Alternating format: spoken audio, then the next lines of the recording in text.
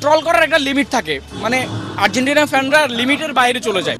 ব্রাজিলের হারে আর্জেন্টাইন ভক্তদের মিছিল, আর সেই মিছিলে ব্রাজিল বাধা দেওয়ায় ব্রাহ্মণবাড়িয়ায় তুমুল মারামারি।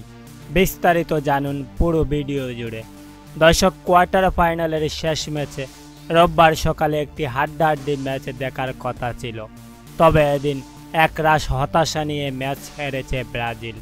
শেষ দিকে ৪৫ মিনিট সময়ে উরুগুয়ের এক ফিল্ডার কম থাকা সত্ত্বেও ব্রাজিল এদিন কিছুই করতে পারেননি, যার ফলে শেষ পর্যন্ত ম্যাচ গড়ায় ট্রাইব্রেকারে।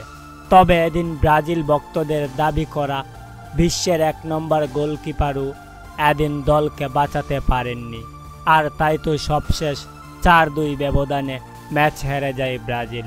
আর এদিন ব্রাজিল হারায় আজ সকালে আর্জেন্টাইন ভক্তরা 7 আপের বোতল নিয়ে মিছিল শুরু করলে সেই মিছিলে বাধা দেয় ব্রাজিলের ভক্ত সমর্থকরা, আর এতেই বেঁধে যায় হট্টগোল।